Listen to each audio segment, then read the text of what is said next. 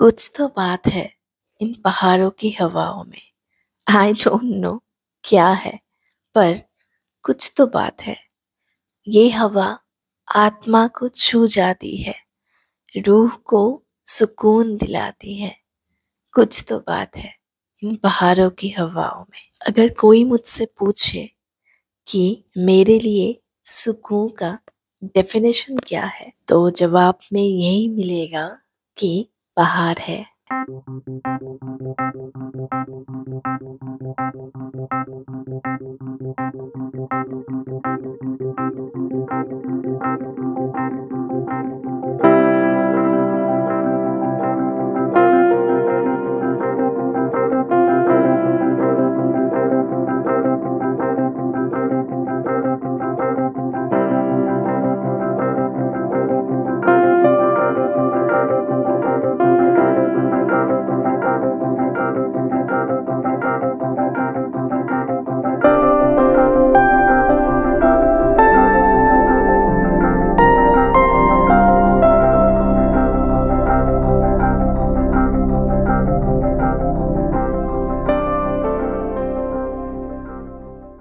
দাওয়াই পানি হোমস্টে পৌঁছে গেছি।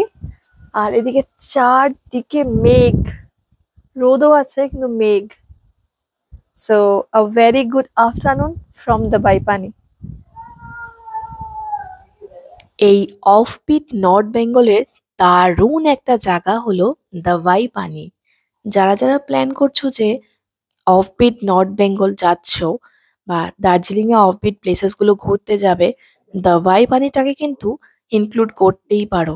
একটা শান্তির জায়গা, একদম নিরিবিলি একটা জায়গা, যেখান থেকে দারুণ ভাবে কাঞ্চনজঙ্ঘা দেখা যায়। মানে আমরা যাদের থ্রুতে বুকিং করেছিলাম, ওনারা আমাদেরকে খুব সুন্দর রুম দিয়েছিল, যেখান থেকে একদম রুমের উইন্ডোর থেকেই পুরো ভিউটা দেখা যায়।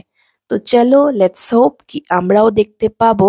কালকে সকাল তাড়াতাড়ি তাড়াতাড়ি উঠে যাব কাঞ্চনজঙ্ঘা দেখার জন্য। আর আমাদের আস্তে আস্তে প্রায় বেজে গেছে 2টো। এবার যাই, তাড়াতাড়ি করে লাঞ্চটা সেরে নিই। লাঞ্চ সারার আগে ভাবলাম কিছু ইনস্টাগ্রামের জন্য খাওয়া দাওয়ার মানে ইনস্টাগ্রামের জন্য কিছু রিলসের ক্লিপ নিয়ে নিই। আর এবার যাচ্ছি লাঞ্চ করতে। আমাদের লাঞ্চে ছিল ভাত, আর সাথে ছিল এগ কারি আর আলু ভাজা, পাঁপড় ভাজা। লাঞ্চ নর্মালি ভালোই ছিল, প্রতিটা হোমস্টের লাঞ্চগুলো বেশ ভালোই হয়, একদম ঘরোয়া খাবার দাবার মতো। খুব একটা রিচ হয় না, মানে বেশি তেল মশলা এতটা হয় না, তাই ভালোই লাগে। আর ঘুরতে গেলে যদি বেশি তেল মশলা খাওয়া হয়ে যায় আর কোনো কারণে যদি পেট খারাপ হয়ে গেল, তাহলে তো পুরো ঘোরা শেষ। তাই আমি প্রেফার করি ঘুরতে গেলে এমন হোমস্টেতেই থাকা, কারণ হোটেলের খাবার কিন্তু বেশ তেল মশলা থাকে। তাই হোমস্টে খাওয়া একদম বাড়ির মতো থাকে, কোনো রিস্কই থাকে না পেট খারাপ হওয়ার। খাওয়া দাওয়া সারতে না সারতেই বেজে গেল বিকেল 5টা।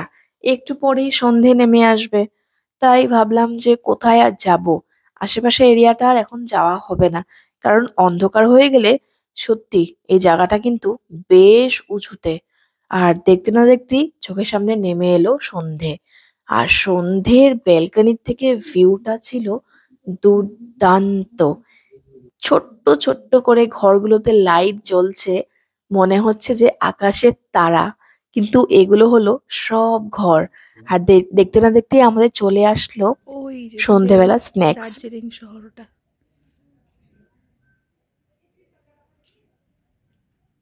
এই দিকটা অন্ধকার তো মা, এদিকেই মনে হয় কাঞ্চনজঙ্ঘা দেখা যায়। কোন দিকটা? ওই দার্জিলিং শহর ওইটা। ফোনের ক্যামেরাটা জুম করার সাথে সাথেই দেখা যাচ্ছে ওখানে দার্জিলিং শহর, দেখো দূরে মানে অনেকটাই দূর, কিন্তু এখানে জুম করার সাথে সাথে এমন ভাবে দেখা যাচ্ছে যেমন একদম হাতের কাছেই চলে এসেছে দার্জিলিং শহর। আর ডিনারে আমাদের জন্য ছিল তুলতুলে নরম রুটি আর খুব টেস্টি কষা মাংস। লাস্ট 2টো হোমস্টে দেখে একটা জিনিস তো বুঝে গেছি যে নেপালিদের হাতের মাংসের টেস্টের সাথে কোনো মাংসের আর তুলনাই হয় না। আর খাওয়া দাওয়া সারার পর একজন স্পেশাল গেস্ট আমাদের সাথে দেখা করতে এলেন। তাকে দেখে আমার মাম্মাম খুবই একটু আপসেটই হয়েছিল, কারণ ওনার চেহারা বাবি দাদা আর মদন কাকুর সাথে একদমই মেলে না। উনি বেশ হেলদি।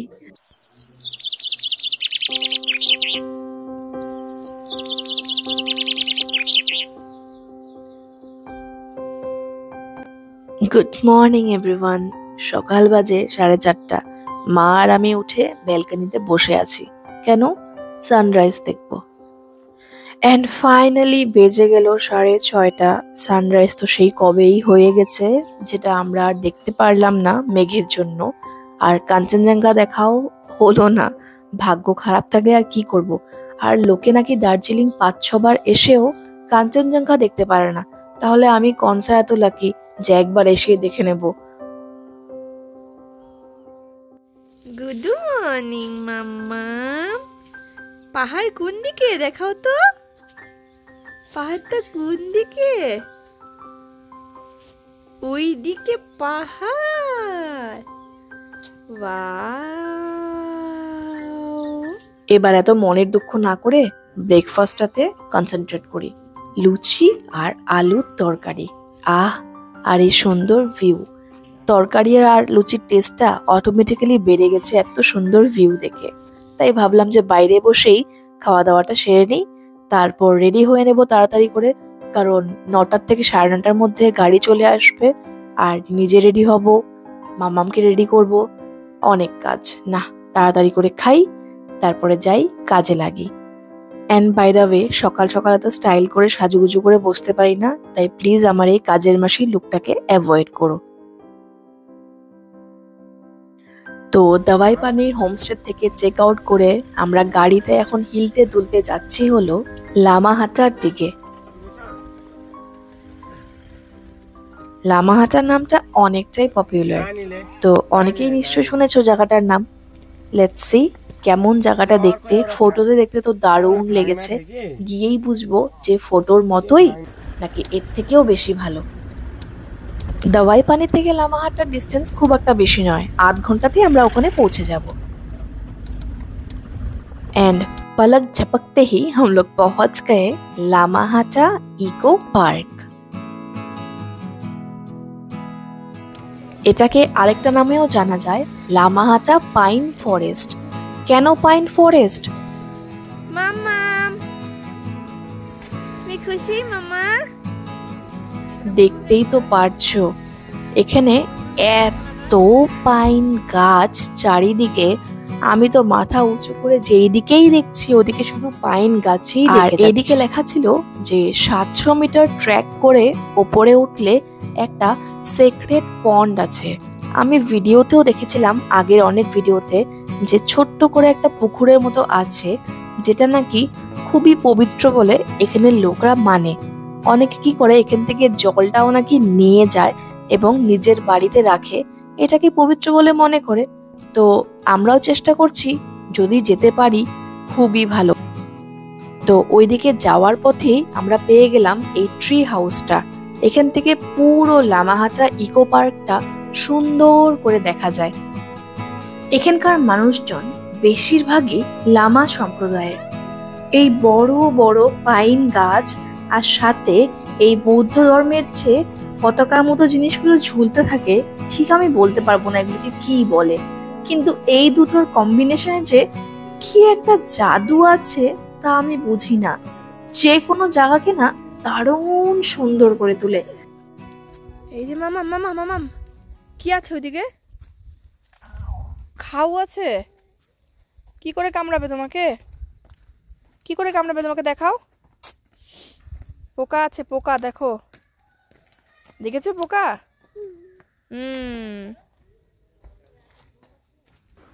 এক একটা পাইন গাছ কি উঁচু, কি সুন্দর। সত্যি মনে হয় এখান থেকে কোনো দিনও যাব না, এই গাছগুলোর আশেপাশেই আমি থেকে যাই। কি ভালো হতো না যদি আমার বাড়িটা পাহাড়ে হতো। তোমাদেরও কি এমন মনে হয়? জানি না পাহাড়ের সাথে আমার এত কিসের প্রেম, কিন্তু পাহাড় বললেই না মনে একটা শান্তি চলে আসে।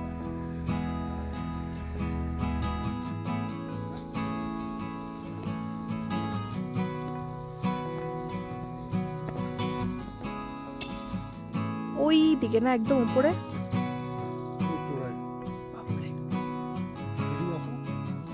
আসি দাঁড়াও, রাস্তাটাও খুবই খারাপ।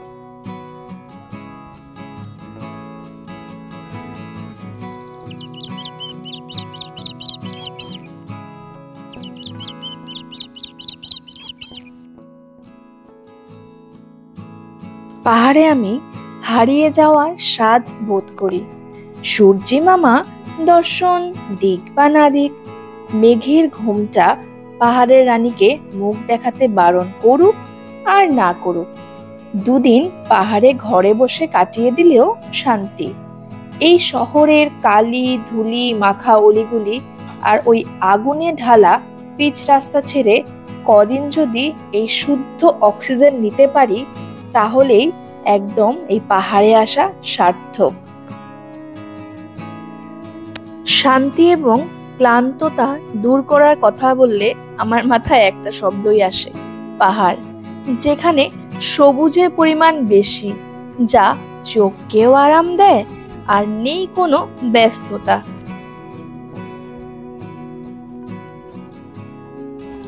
এই লামাহাতা শব্দটি আসলে হলো লামাদের হাট বা বাসস্থান। এর অর্থ হলেও এটা আমি বুঝে গেলাম যে লামাহাটায় হাঁটাহাঁটির ভালোই ব্যাপার আছে। ওই লেক পর্যন্ত যাওয়া আর আমার দ্বারা সম্ভব হলো না, তাই নিচের থেকেই ভালো করে এই পার্কটি দর্শন করে নিলাম। করে এবার আমরা রওনা দিলাম আমাদের নেক্সট ডেস্টিনেশনে। বাস 10 থেকে 15 মিনিট পরই পৌঁছে গেলাম এই সুন্দর একটি চা বাগানে। নাম হলো পেশক টি গার্ডেন। চা বাগান তো যেমন দেখতে হয় তেমনই। চা বাগান দেখে আমরা খুব একটা আশ্চর্য বোধ করি না, কারণ আমরা নিজেই চায়ের দেশ থেকে এসেছি, আসাম থেকে। আমাদের তো এদিক ওদিক তাকালেই চা বাগান দেখতে পাওয়া যায়। কিন্তু হ্যাঁ, একটা কথা ঠিক, পাহাড়ের চা বাগানের সৌন্দর্যটা একটু অন্যরকম।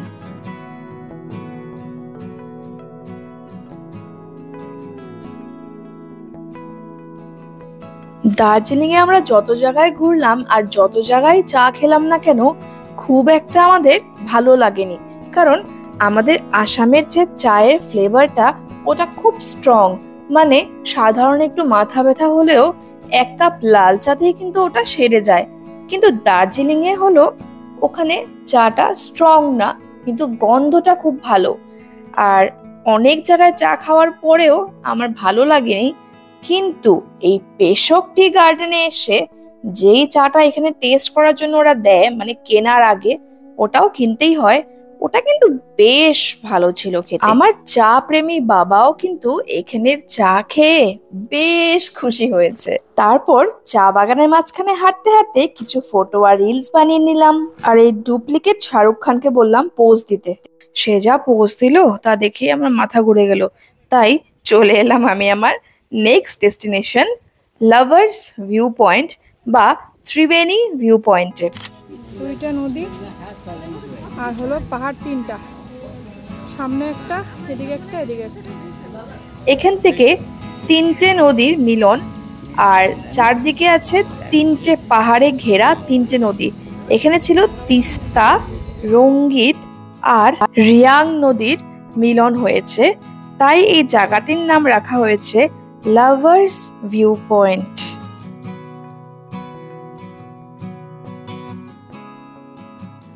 বাজে এখন দুপুর 3টে। খিদেতে পেট করছে চুচু, তাই যাওয়ার রাস্তায় ড্রাইভার দাদাকে বললাম কোনো একটা এখানে অথেন্টিক মানে লোকাল ফুড যেখানে ভালো পাওয়া যায় ওই কোনো হোটেলে নিয়ে যেতে।